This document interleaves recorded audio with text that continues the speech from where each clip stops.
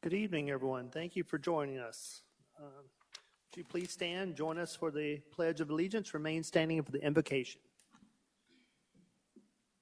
Pledge allegiance to the flag of the United States of America and to the republic for which it stands, one nation, under God, indivisible, with liberty and justice for all. Bow your heads, please. Dear Lord, there is an old Yiddish saying that translates, man plans and God laughs, meaning that man's plans do not always follow your will. Therefore, let us, during our deliberations tonight, make plans for our city according to your will and not our own. In Jesus' name, amen. Amen.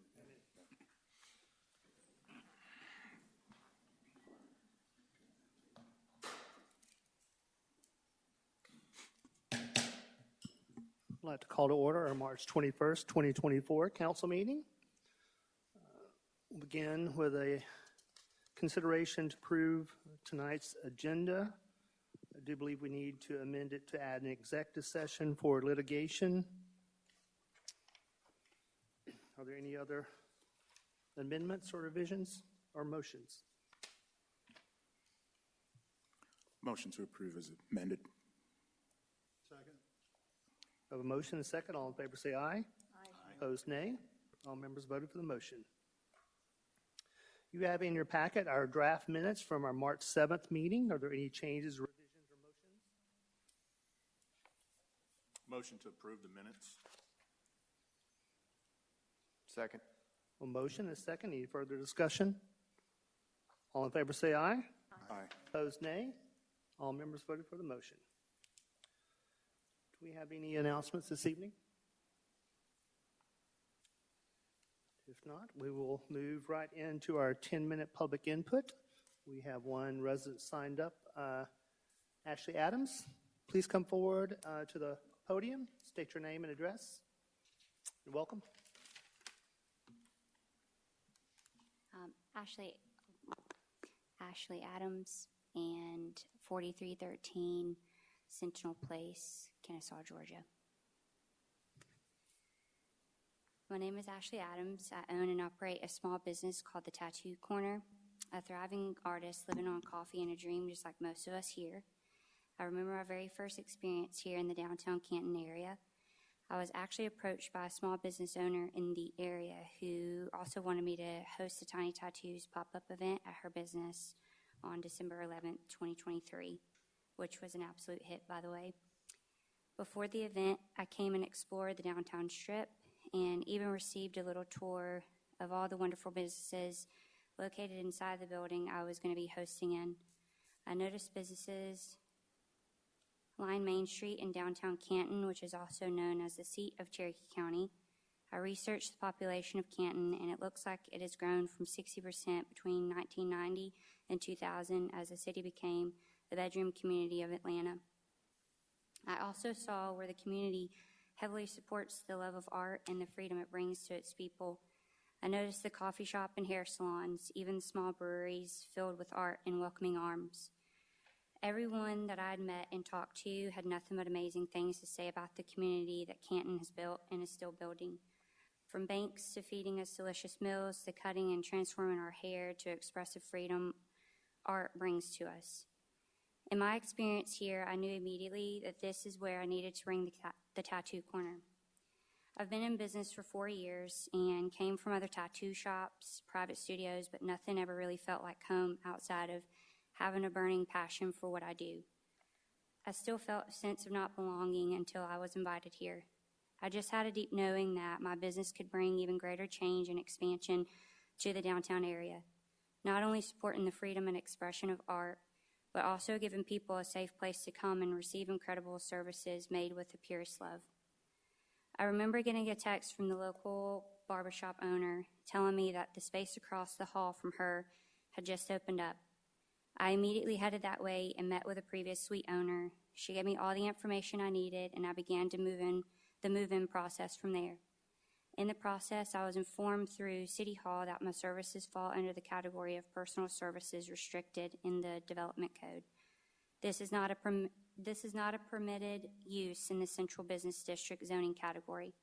I'm certain of what my business can bring to this community in addition to all the wonderful existing businesses that already serve with honor. More expansion, more growth, more diversity in cultures from all walks of life that are crazy about art just as much as we are. I'm here today to ask to amend this development code of personal services restricted and permit that we can grow downtown Canton to the sky together.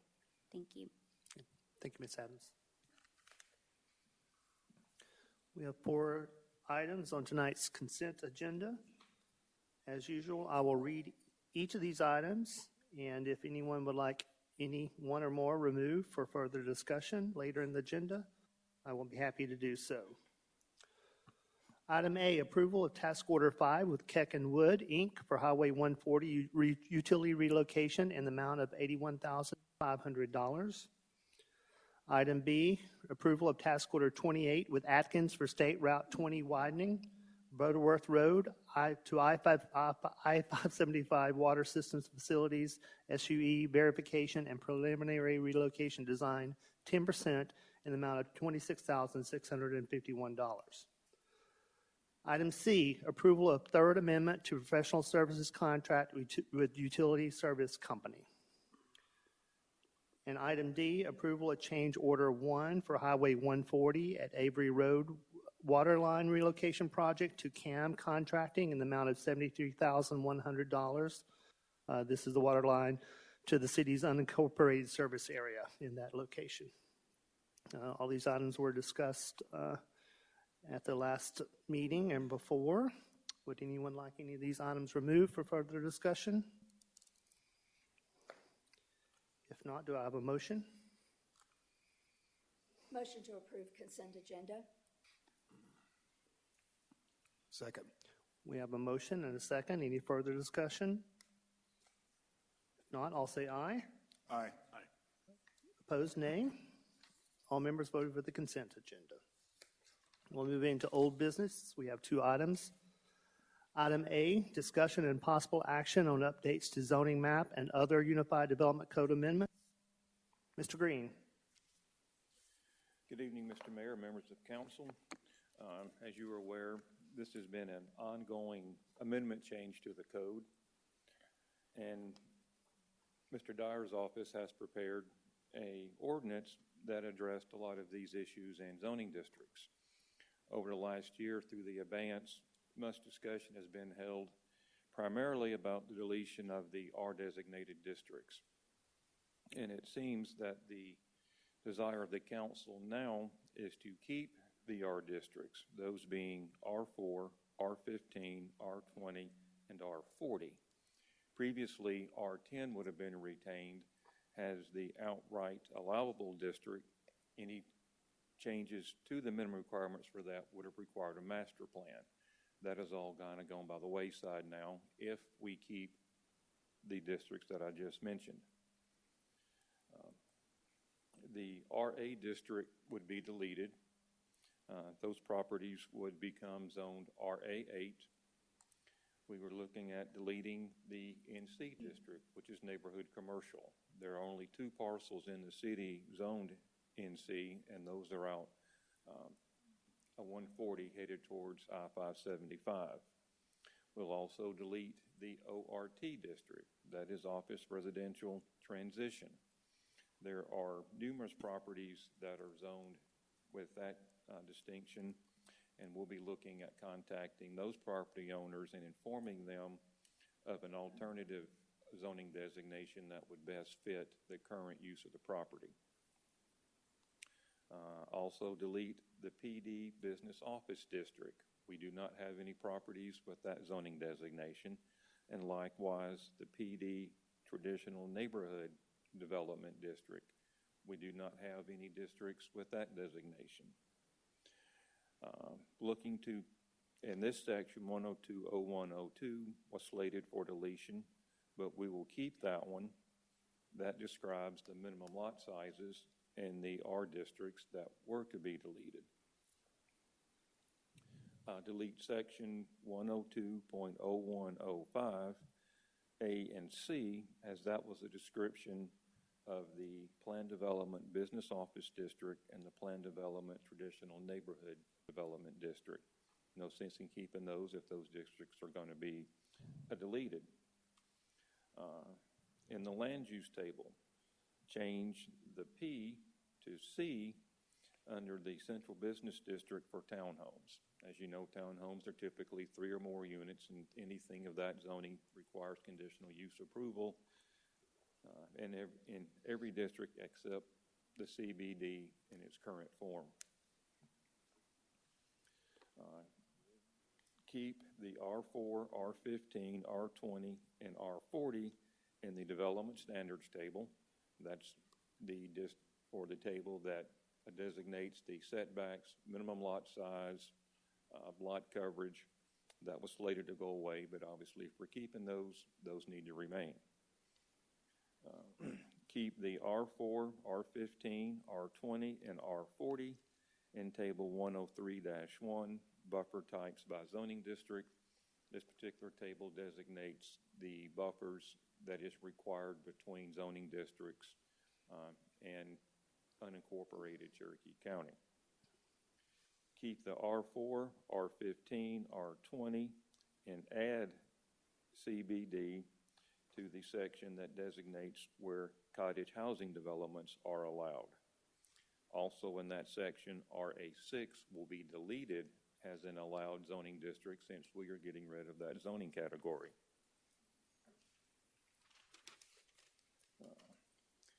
Chapter 105 to be amended to change all references to Board of Zoning Appeals to Board of Appeals, and change all references of BZA to BOA.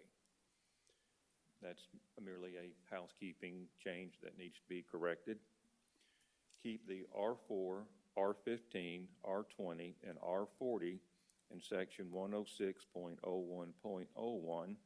This is the acronyms section, and delete RA6 and ORT, once again, since we're doing away with those districts. Keep R15, R20, and R40 in section 107.10.02, conservation subdivisions. Those zoning districts, you could develop the conservation subdivision using those regulations. And keep R40 in the first sentence of section 109.04.03C5, stormwater management. And I believe that covers all of the proposed amendments that was originally in Mr. Rusbridge's, Mr. Dyer's zoning ordinance. If these are approved tonight, then obviously we will have an amended ordinance to be signed. Okay. Thank you, Mr. Green. We've been discussing this. We discussed it this past weekend at our retreat. And again, I believe everyone was in agreement of maintaining the existing residential classifications in the ordinance. And then we discussed the other changes Mr. Green just reviewed. We have, in our current packet, we have the old ordinance, so we haven't seen the new ordinance. So we would basically wait to approve the new ordinance. We won't be making any decisions tonight. Is that correct?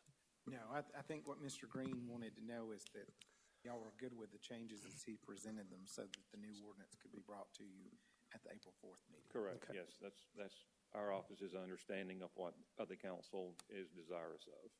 Yes. I believe in quite a lot of changes. A lot of them are small in nature, but I believe that's what we discussed and agreed to. And we'll look at those more closely in the the ordinance when that is supplied to us.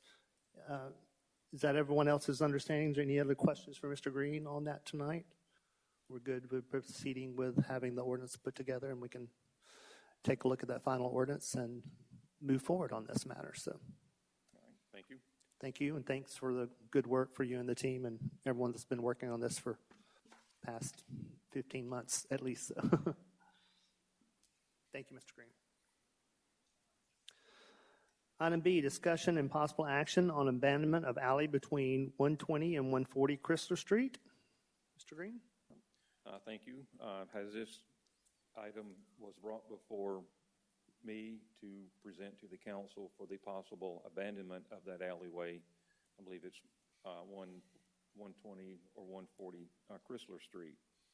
The staff has been kind of waiting on a direction from the council as to how you would wish for us to inform the property owners that it needs to be, or if it is abandoned, what the steps will be.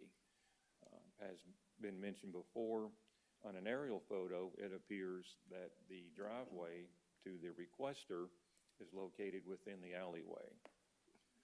I believe that part of this was discussed during the retreat held last weekend, and whatever direction the council wants to follow, we will notify a property owner that has requested the abandonment of the steps they need to take to further this process along.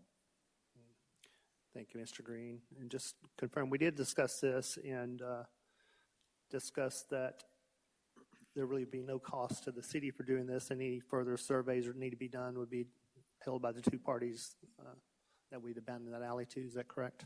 That's my understanding. Mr. Peppers relayed that to me this morning, I believe, that the cost of the survey will be borne by the property owners, not the city. Correct. And again, we have no active easements or any city services located in that alleyway. Any questions for Mr. Green? Mr. Mayor, I'd like to make a motion, please. Yes, Mr. Roach. I would like to move forward with make a motion to approve the abandonment of the alley between 120 and 140 Chrysler Street. Second. We have a motion and a second. Any further discussion? All in favor of the motion say aye. Aye. Opposed, nay. All members voted for the motion. Thank you, Mr. Green. We will move into new business at this time. Item A, discussion and possible action to approve fiscal year 2023 budget amendments. Ms. Forster, welcome. Good evening, Mayor and Council. I am presenting budget amendments for fiscal year 2023 that ended in September. And this is after the final review with our auditors. These changes reduce deviations between actual and budgeted expenditures. And the most significant reasons for the amendments are accounting standards. And if you look at the amendments that are in front of you, focus on that central column. That's the amendment column. That's what we're changing.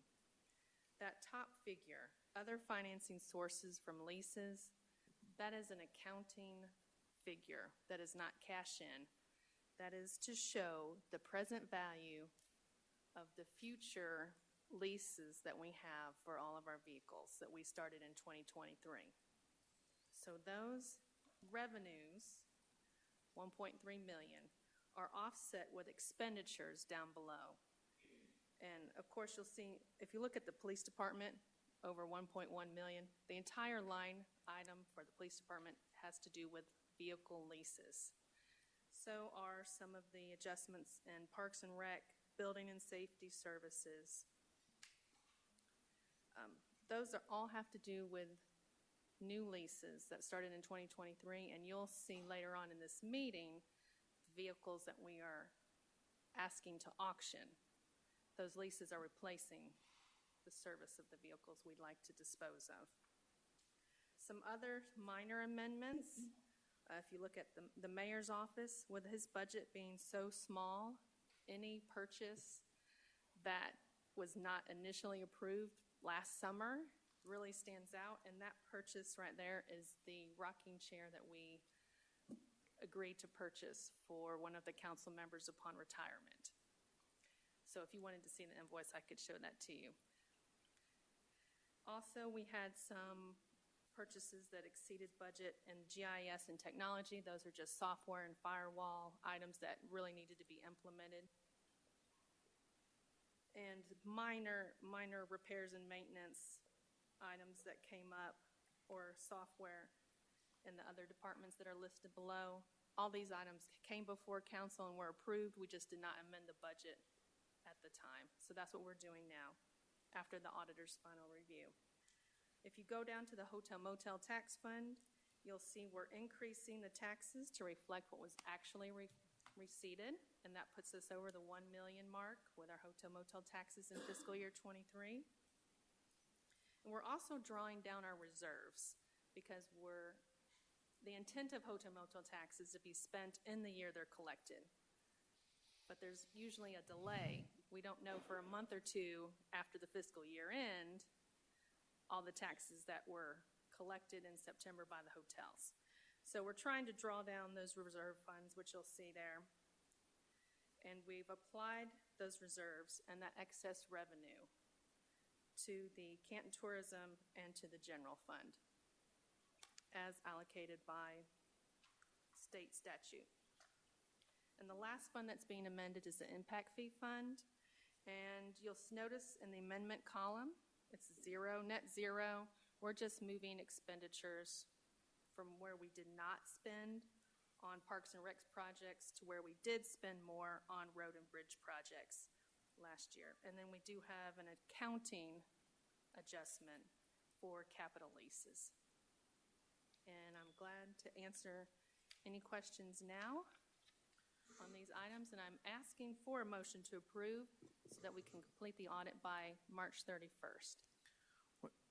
Mr. Mayor, one thing I would note, if you will recall back the last couple of years when our auditors have made their audit presentations, they've talked about some of the new GASB rules as it relates to capital leases. This is really the first year we've seen that in the audit, and that's why you see that significant change on leases. Definitely. And do recall that, and thanks for pointing that out, Mr. Peppers. And thank you, Ms. Forrester. Appreciate this clarity on this matter, and thank you for also pointing out how small the mayor's office budget is. But any questions for Ms. Forrester?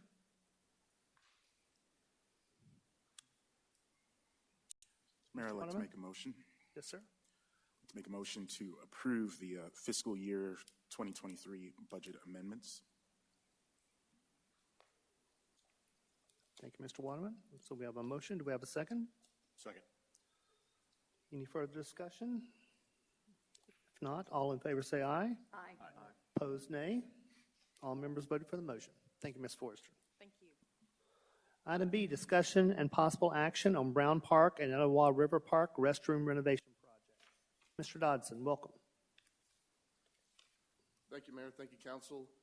On February 8th, we put out an RFP for renovations to be done at Brown and Etowah River Park restrooms.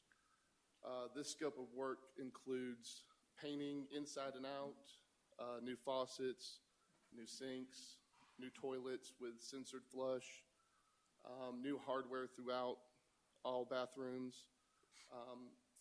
And upon that completion of that RFP process, we received 3 proposals. Staff is recommending that we approve Calm Water LLC. Not only were they the lowest bid that came in, but we have done previous work with them in the past, and there is a comfort level with the work that they have done for us. Their original price came in at $77,621. We have asked to add 2 options to that price, which is new flooring. We're going to do a new either laminate floor or a new self-leveling grit surface on the flooring. And then with that also, another option would be new fan system throughout all bathrooms. And that will bring the total cost up to $85,621, which is still under the what we have put in our budget for this year for these projects. Thank you. I think even with those options, it looks like from the bids, it's still the lowest bid as well, Correct. substantially. Okay, great. Any questions for Mr. Dodson? I do have two. Mr. Tolan? In their proposal, Mr. Dodson, it said, and I'm sure this is a wording thing, it said paint under the Etowah River renovation, paint for building. I'm assuming that also means paint and the labor associated with it? Yes, sir. Okay, because that was like, whatever it was, $5,500. Well, that's comforting to know. And then you just mentioned that there's a couple of options for flooring, epoxy and LVP. Do you guys have the staff have a recommendation or a leaning on which you like the best? And if so, why? We would probably go the epoxy route just for longevity. Anything that you would lay down on top, the way that we clean those bathrooms utilizes a lot of rinsing down of things, and over time that water, I think, would find a way in underneath a hardwood surface or a laminate surface and cause mold and odor issues over time. I assumed that was going to be your answer. Nice, thank you. That's all the questions I have. Thanks. Mr. Dodson, I guess my question was, do you guys anticipate any sort of additional costs coming up with the cost of materials and things? Is there something worked into that budget for that? We do have, we have budgeted $90,000 for the project, and this was an approved budget with our, for this year's fiscal year budget. So if there is some of that, we'll be able to eat that cost. We do not anticipate, unless there is some sort of unforeseen, they tear out a wall and there's rot or other, other damage that has been unseen to the eye, that may cause an additional cost. But I do not foresee that at Etowah River Park, just because the majority of it is block. This same company will be doing some insurance repairs to Brown Park, where a vehicle has run into the exterior, done damage to the brick, knocked the door frame loose, and bent the door frame. So they were also a low bid for an insurance. So they will be doing that in conjunction together as well. Okay, thank you, Ms. Dodson. Sir. Mr. Mayor, if there are Other no questions? other questions, Mr. I would Tolan? like to make a motion. Mhm. I would like to make a motion to approve the proposal for the renovation of both Brown Park and Etowah River Parks restrooms. Opting for both options, Mr. Dodson? Yes, sir. The flooring and the exhaust fans? Yes, sir. In the amount not to exceed $85,621? Sir. Okay. Second. A motion and a second. Any further discussion? Hearing none. All in favor say aye. Aye. Opposed, nay. All members voted for the motion. Thank you, Mr. Dodson. Item C, discussion of Sunnyside mural concept. Ms. Green, welcome. Hello, thank you. Back in November of 2023, the Canton Cultural Arts Commission issued a call for artists, or a request for qualifications. The RFQ was created with public input that was taken from the Multicultural Festival in mind. So we did this a couple of different ways, just so you're informed on how we arrived at this muralist and this concept. At the Multicultural Festival, we asked people to participate in a community participatory art project. So we asked them to write on colorful sticky notes the things that they loved about Canton and about their community, their neighborhood. So overwhelmingly, people said that they loved the people, the sense of community, as well as parks and trails and nature. Other responses related to diversity, schools, the library, and arts and culture. Another project was done using ping pong balls to cast a vote on the topics that were important for them to see depicted in their public art. The top answer across the board was celebrating nature, with community and diversity following closely. So we took that input from the community at the Multicultural Festival, and we asked for that community, nature, diversity, those things to be reflected in the work that we were looking for. So after this call was over, we had received qualifications from 16 artists. The Cultural Arts Commission then looked over those 16 artists. They selected 3 to move on to the next round who would develop concepts for a selection committee to examine. The Cultural Arts Commission felt like this was the way to go with a mural in Sunnyside because no one on the Cultural Arts Commission actually is a resident of Sunnyside. So they wanted to make sure that in the selection process, we utilize the resources that we have within that community. So the selection committee was made up of some members of the Cultural Arts Commission, the property owner for the building that the mural is set to be painted on, and also a few members of the community, one of whom was a tenant that rents in the shopping center. Another one is a young lady that works for Pastor Brando in the church, and they all did a great job. So the concept that you see this evening that has been provided to you is the concept that the selection committee selected. And then last night at the Cultural Arts Commission meeting, the Cultural Arts Commission reviewed this concept and they voted to recommend this concept to council for approval to move forward in the mural process. So I'm not asking for any action tonight, but I am here for questions if you have any. Thank you, Ms. Green. And I believe you all have copies of the mural concept, which is very positive, optimistic, colorful, so and celebrates the Sunnyside community and all that's going on there. So again, wanted to give a public thank you to Bill Kent, the property owner who is providing the wall for this mural. And again, this is for your information, and any feedback from Ms.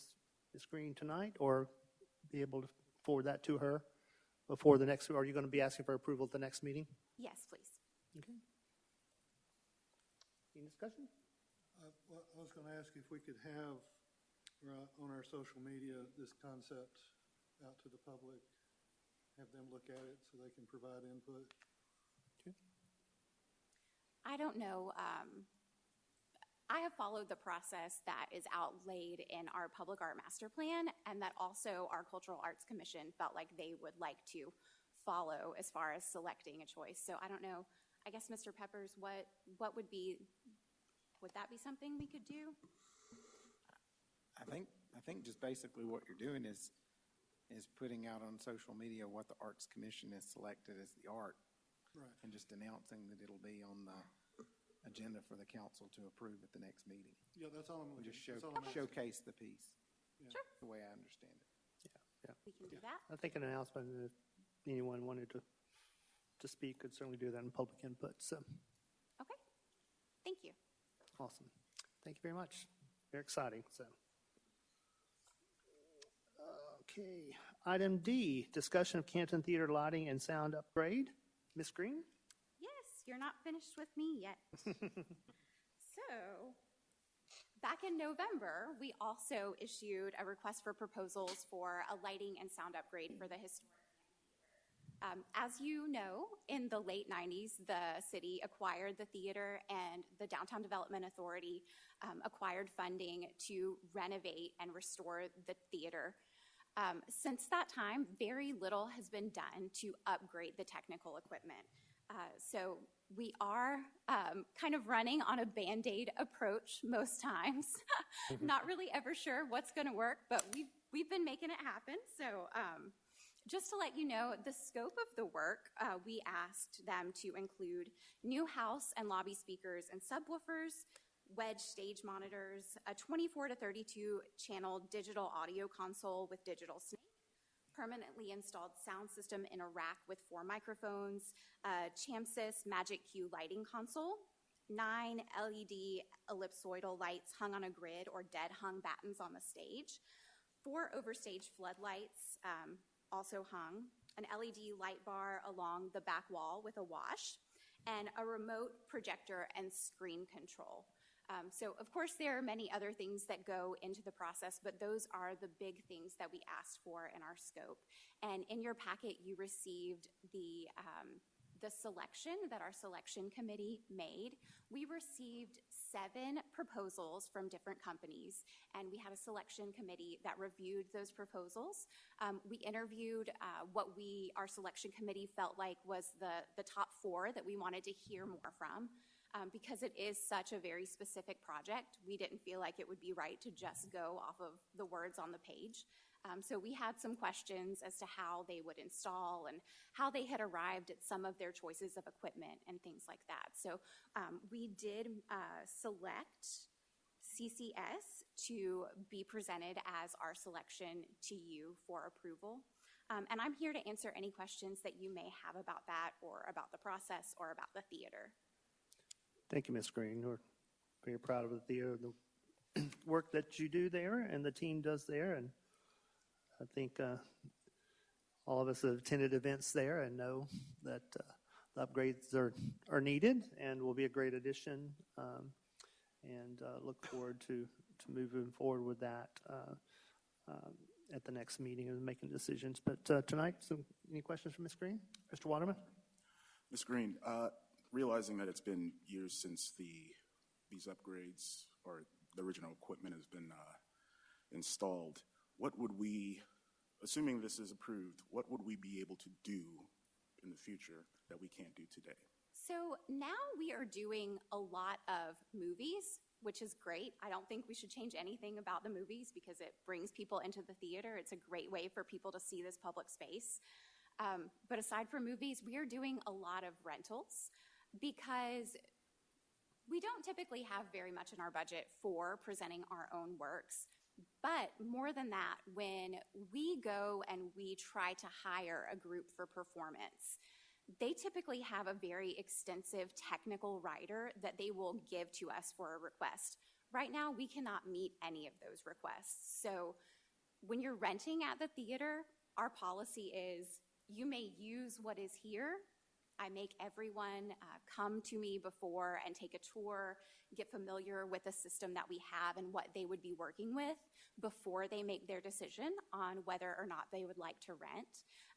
Because I know that when they come in, they're probably going to see that they need to rent equipment. In preparation for tonight, I did talk with one of the groups that rents from us very often. They're pretty popular. It's the Georgia Players Guild. And he said that if he were to rent every single piece of equipment that he brings, he does own some things, but if he had to rent everything he brings, it would probably cost him about $1,500 per show. So right out of the gate, that's something that bands and groups that are looking to rent from us and present their art in the theater, they're knowing up front they're going to have to come out of pocket to cover those expenses. You know, in addition to paying the artists, paying the technicians that they need to run the equipment, paying the fees for ticketing, paying our rental fee, paying for the insurance that they have to rent in the theater, there are a lot of expenses. So in my opinion, that does affect the quality of what we currently have to offer. Currently, our rental fees, I try my very hardest. If a group feels like they can load in on a very short timeline, I try to charge them the lowest fee that I can, and that would be our half-day arts rental rate, and that is only $600. If this project were approved, knowing that groups would not have to bring so much equipment with them, I would feel comfortable recommending that we probably raise that rental rate a little bit. For comparison, the Strand in Marietta, for a Saturday night rental, they have 531 seats, I believe, and they charge $1,900 for a weekend night. So $1,900 versus $600. They're larger, so we wouldn't get to quite that number. But I do think with improved equipment, we could command a higher rate. And not only a higher rate, but also more quality acts. Having the upgraded equipment opens us up, like I said, to bring in larger professional touring acts. Anyone we would bring in from the region, out of state, or even internationally, they would all need us to have that equipment. You can't fly on a plane across country with an entire sound system. That's not feasible.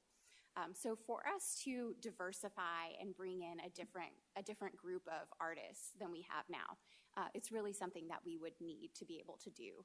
We're also very interested, especially now that we have our new theater assistant, Ashley Hartwig, we're really interested in pursuing more educational avenues. She has a degree in theater and very experienced in education. She's currently teaching theater classes at Woodstock Arts, so I would really like to add that to what we can offer at the theater, possibly some summer camps or field trips and things like that. So any upgrades that could be done would really help to enhance what we could offer at the theater. I think I do have at least two more, and then I'm done, I promise. So I think I saw maybe a few weeks ago, it may have been a month, when you were attempting to turn on the projector. Could you talk about that? Like I said, things are starting to fail a little bit. So as I mentioned, one of the things that we asked for in our scope of services was a remote projector and screen control. Our screen still works, our projector still works, but the control does not work. So if we want to have a movie event or any kind of event where we project a PowerPoint presentation onto the screen, someone has to climb up into the attic and manually let the screen down, and then also climb onto a ladder in the lobby to manually turn the projector on. So we have to turn all that on, and then we have to climb up again to turn it all off. Do we charge extra for that show? Some people say it's pretty entertaining. I don't know, maybe we should. So my last question is, given the cost, and I believe it's $190, is that yes. correct? Mm-hmm. Do we anticipate, with the increasing of the rental fees and possibly having more events, bigger acts, actually recouping some of that or all of it? I don't know that you would see that money recouped directly through the theater. But what I can tell you is that it provides a tremendous service to our downtown. I asked Jackie Chang in our communications department to pull some numbers for me, because I remembered at a tourism meeting recently, he had mentioned that the theater is the #1 reason why people land on our Explore Canton page. So 4 out of 7 months, it ranked first in impressions. He said the first couple of months when we didn't really have all of the pages active, those are the months that the theater was not the #1 thing that was driving traffic to Explore Canton, GA. So, people are definitely looking for things to do in Canton, and the theater is a major, major driver. Very often, I will get text messages from surrounding businesses. One time I got a message that said, "Why is everyone in my restaurant wearing a costume?" Because we had done a Grease sing-along that night. So people had come dressed in their 50s attire. And then I've also had a lot of messages. Downtown Kitchen is really good at communicating. And they'll even say, "Hey, when do you think your show's going to be over? I'm trying to decide if I should keep the kitchen open or if we should go ahead and close it." Because they know that people have come for dinner, they've stayed for the show, and they're probably going to look for a place to get a snack and a drink afterwards. So will we necessarily make up for it just with rental fees? I don't know, rental fees and ticket sales, but I do think that it provides a valuable service and a valuable draw to downtown. Thank you. Thank you. Ms. Green? Just real quick, do we have staff present when it's rented, or is it? We do have staff present. The only situation where we would not have staff on hand, we have 2 theater groups that we have longstanding relationships with. One is Cherokee Theater Company, and they've been around the county for more than 40 years. So they have their own key. They are very responsible. And then the other occasion would be with Lolex Storytellers, and their producer actually works with us on a contract basis. So she has a key as well. Ms. Green knows there. So is there quite often. So, Mr. Johnson, did you have a question? Yes, Ms. Green, it sounds like we're in need of this upgrade. I guess could you just state for the record when that equipment was last replaced, approximately? Some of it has been replaced more recently, like the projector and the screen, I believe, dates back to 2012 with some repairs done in 2017. To my knowledge, the lighting and the sound has not been upgraded since the original grand opening back in 2000. Everything, we don't have a digital soundboard. It's almost unusable. The lighting, none of it is LED, with the exception of a few things that we've purchased kind of piecemeal on Amazon to come in. So it's all very, very old-fashioned, not anything that's within 20 years of the current technology. Okay, and I guess two more questions. Assuming this upgrade is approved, how long would you guesstimate that this upgrade will carry us? What kind of time frame? 5 years, 10 years, 20 years? I would expect that we would probably be very set for at least 10 years, maybe having to begin repairing things after that time, or we might decide we were very conservative when we replaced the lights.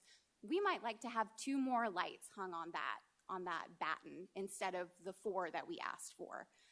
But that would not be a complete replacement. And in fact, it's much easier and it's much more inexpensive to replace the new LED technology than it is to replace the big can light that we have currently. Those are very expensive and very labor intensive, but the LED is very simple to replace. Okay, and I guess my only concern was in regards to technology. $190,000 is $190,000. So assuming that's approved, we're going to come back in 5 or 6 years and tell us now what we have is outdated because technology has gotten better or it's changed. It would not be my intention to do so. I have made do with what I have had for the last 5 years, and we've managed to hold it together pretty well. I always want to be conscious of what we're asking for and what we're asking the taxpayers to cover. So. Okay. Awesome. Thank you, Ms. Green. You're welcome. Any others? Ms. McGrew? Thank you, Ms. Green. Very thorough explanation of what's necessary. Just for the record, and how will we be paying for this equipment? Can you help with this question? What bucket will it come from? Yes, we originally intended this to be a sales tax project, but I will say this, I want to talk with finance, especially after March 31st when their audit's complete, talk with finance to see if it's a possibility to use unrestricted hotel motel tax funds. But to officially answer your question, it's a sales tax project, but we're going to see what we can do. Thank you. Mr. Tolan? One question, Ms. Green, real quick, as it relates to the timing, it may be in the proposal somewhere, but if we decided to move forward, did they give you a timeline for installation? They said it would take a couple of months for them to fully get all of the equipment, and they wouldn't want to begin installation until all the equipment had come in. I have scheduled very light for the summer and early fall. It has been all of our opinions that it would be a shame to have to cancel any of that summer family movie series. So really, we're kind of looking at maybe an August installation. Okay. And then as it relates to warranty, what does the warranty look like? The warranties are different depending on what the manufacturer offers. I can answer this question a little bit more in detail next time. Okay. But it does vary depending on what the manufacturer offers. Their work, of course, is guaranteed. And did any of the manufacturers offer us an annual service agreement? Not from the manufacturers that I know of. The company that does the installation does offer a 12-year, and it's part of the estimate. Okay. Or a 12-year, 12-month. And you can upgrade it every single year or renew. Very good. Thank you. I do have one final. Mr. Waterman? Ms. Green, are there any plans regarding the balcony? Not that I know of. I'm certainly happy to look into this and explore this option a little bit more. I don't have obviously engineering background, so I don't know what it would take to modify the balcony. When there was seating up there, the theater seated over 300, but obviously all that was changed in the late 90s when the theater reopened in 2000. So there is no seating currently up there. The way things are now, the building capacity is 220, and the seating in the auditorium is 170. So I feel like by the time you take into account the staff that you have, the technicians, the performers, anybody who may be seated up top in the overflow or in the handicap seating, even if you did put maybe some cocktail tables up there, you probably couldn't get more than maybe 20 people. And then this estimate would have to be redone if we decided to put people up there, because we did not allow for speakers and sound up there. We felt like it would not be a good use of money when there's nowhere for people to sit. All right, thank you. You're welcome. Anything else? Thank you, Ms. Green. Appreciate all the information. Thank you. Item E, discussion of a text amendment for the expansion of non-conforming parcels. Mr. Turner, welcome. Thank you. Good evening, Mayor and Council. I have a text amendment item for information and discussion tonight with a potential public hearing and action at the next meeting. And it's related to the non-conforming parcel section of the code. Essentially, our non-conform parcel section says if you were legally divided, you can build, but only if the nonconformity is area, width, or depth. And we don't even have a depth requirement anymore. So that means if you have another issue, another nonconformity, the lot essentially is unbuildable. So what we are proposing is to remove that language that specifies the width and the depth and the area, to just say, as long as you were legally divided, if there's a new regulation or some area where you're not conforming, you'll still be able to build. Okay. So that's basically just updating the language to match our current practices, correct? Correct. So for instance, if you don't have road frontage, you used to be able to divide a lot without road frontage. We don't allow that anymore. So in the development section, it says no road frontage, can't build. Then you go to non-conforming, it says you're non-conforming, but road frontage isn't listed. So what I want to do is just not list things and just say if it was legally divided, it can be considered buildable. Okay. And as you mentioned, we make these text updates and have a public hearing accordingly. Yes, sir. Okay. Any questions for Mr. Turner? Thanks, sir. Appreciate it.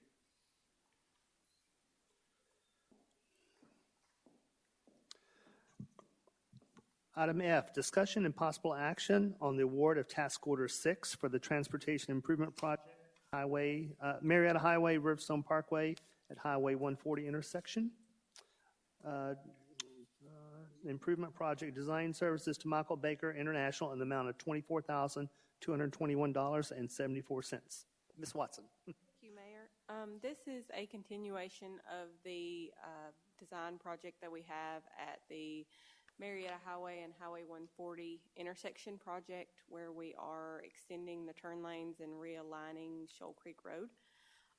For this specific task order, it's for some additional survey up Hospital Road, and it will just be a survey for all the utilities underground and including topography. Be happy to answer any questions. Okay. And again, this is a joint project. The cities would only be responsible for 20% of that? Yes, we would be responsible for 20% of this cost. Okay. Any questions for Ms. Watson? Ms. McGrew? I'd like to make a motion. I motion to approve and award task order 6 for the transportation improvement project at Marietta Highway and Riverstone Parkway at the 140 intersection to Michael Baker International Services in the amount of $24,221.74. Second. So we have a motion and a second. Any further discussion? If not, all in favor say aye. Aye. Opposed, nay. All members voted for the motion. Thank you, Ms. Watson. Item G, discussion and possible action for History Cherokee to defer annual installment on the note between the city and History Cherokee to purchase the East Marietta Street property. Mr. Ingram. Good evening, Mayor and Council. Recently, History Cherokee approached the city and requested that we permit them to defer an installment on a note. Just to give you a little bit of background to remind everyone, in 2019, the city of Canton sold 221 East Marietta Street, which is the old police department, to History Cherokee for $1.32 million. Doing so, we set up a 0% interest loan, 30-year, or actually 29 years, 30-year loan for them to pay $25,000 a year to the city. Right now, they've asked that we allow them to defer a payment and basically put it at the end of that 29 years to make it full 30 years. If the council has any questions, Mr. Chuck Douglas with History Cherokee, I believe he's in the audience, and he'll be more than happy to answer any questions or respond to any comments that you may have. Thank you, Mr. Ingram. We appreciate the request from History Cherokee and appreciate all that they do. Very proud of the facility.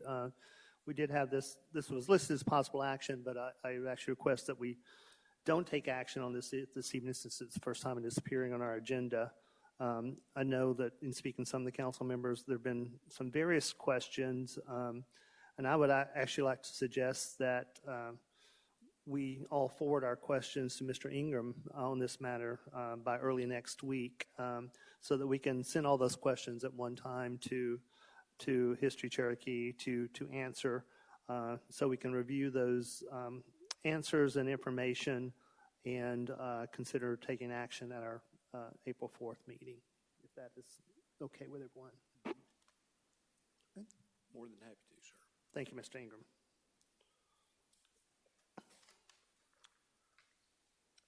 And item H, discussion and possible action to approve surplus of vehicle equipment for the 2024 government auction. Mr. Ingram? Yes, thank you again. Before you have a auction list, a proposed auction list. On April 27th, as we do each year, the city, in conjunction with other local municipalities, counties, school boards, we gather some of the assets that have reached the end of their life or the end of their useful life. And at the Cherokee County Fairgrounds, we conduct an auction.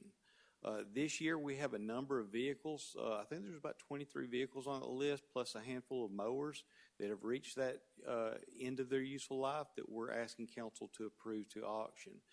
If you recall, this seems like a large number, but we are moving toward a fleet management with enterprise solution. And that's the reason this is a large group of some of the residual vehicles that the city actually own.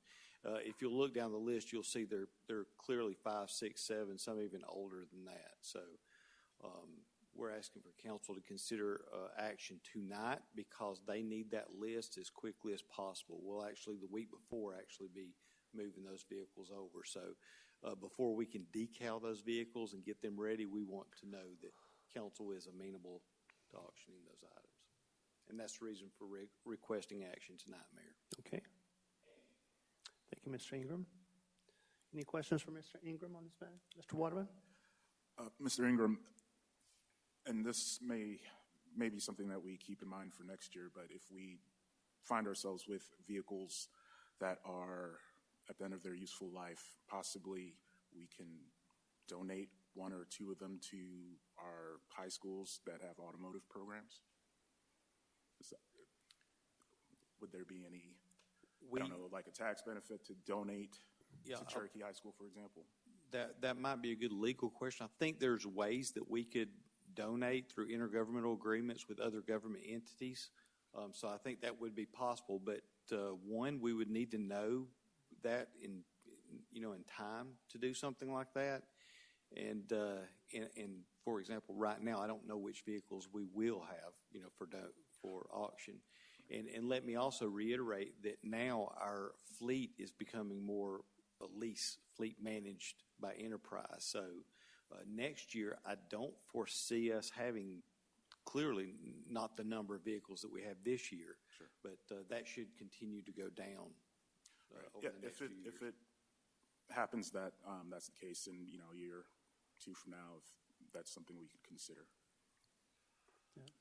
And again, I think that'd be probably a legal question because depending on the item and what budget it came from, there are certain guidelines that that might guide us on those matters. But we can certainly take a look at that to next year. Sure. Mayor, I did have one question. Mr. Tolan? Please. Mr. Ingram, as it relates to the vehicles that are replacing some of the older vehicles that we're going to be sending to auction, can you give council and the larger public an update on hate to put you on the spot, but I think you probably know this, on the number of electric or hybrid vehicles we have on order, and of those, how many we've received and are currently in service? Yes, sir. Yeah. We originally very quickly leased one electric vehicle, a Nissan Ariya, early on. It was about the same time that our solar array was finished and our charging stations. Since that time, we've also added to the fleet 2 electric trucks, electric Ford F-150s. Right now, this is a poor use of words, but we're experimenting. We're learning, whether electric vehicles, they work for the city. So right now, there's no more on order. We're assessing the use of those electric vehicles, and we anticipate potentially ordering some more. But we don't have any more on order right now. So we've got 3 total in our fleet, and from what I understand from staff, that they like the vehicles. They're very nice. They're obviously they have very little maintenance on them. You don't have oil changes. You don't have brakes because they use a lot of regenerative braking. You don't have brakes. You don't have any transmissions in those vehicles. So potentially they could save a lot of maintenance expense. Very good. Thank you. Any other questions? Mr. If Young? there's no other questions, I would like to make a motion to approve the surplus list of vehicles and equipment as detailed for auction. Second. Motion and second. Any further discussion? All in favor say aye. Aye. Opposed, nay. All members voted for the motion. Thank you, Mayor. Thank you, Mr. Ingram. Mr. Peppers.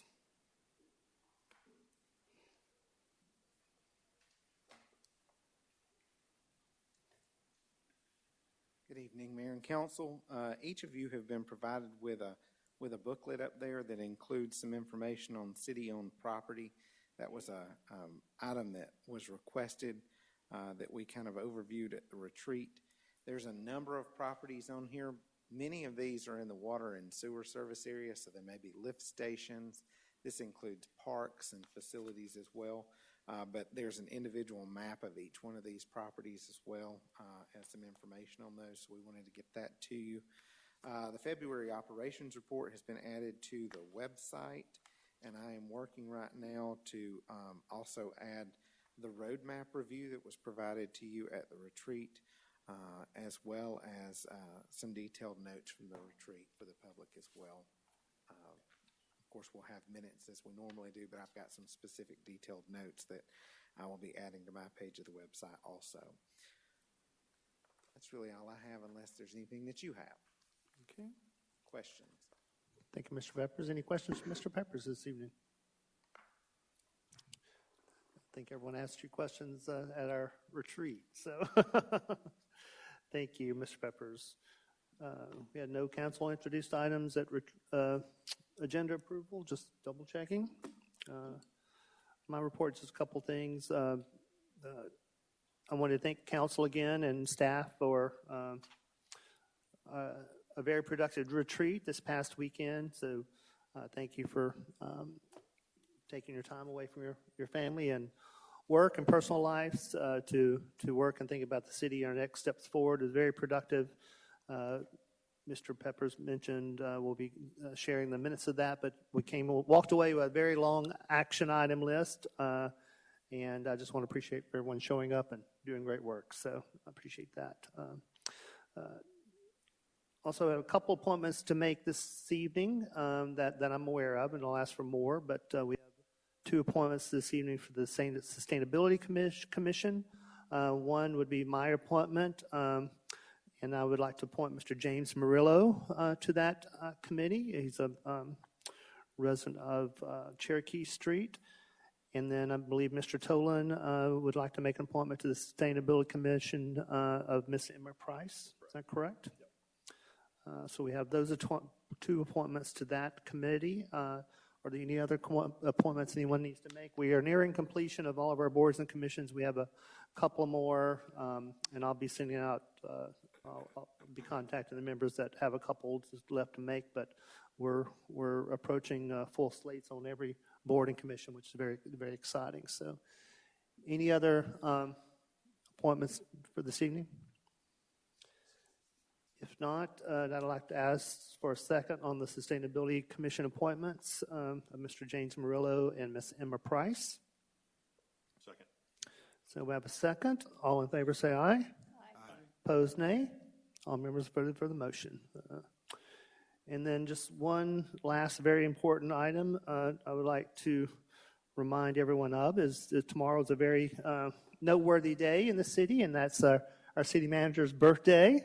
So make sure you wish Mr. Peppers a very happy birthday, and we want to thank him for his hard work and everything he does for our city, and hope he has a wonderful day and a very happy year. So I guess we won't sing to you, but we'll maybe do that later, so during executive session. So anything else this evening? If not, I'll entertain a motion to adjourn to executive session to discuss litigation.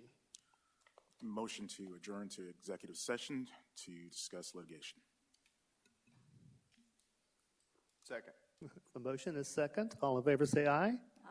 Opposed, nay. We are adjourned. Thank you, everyone.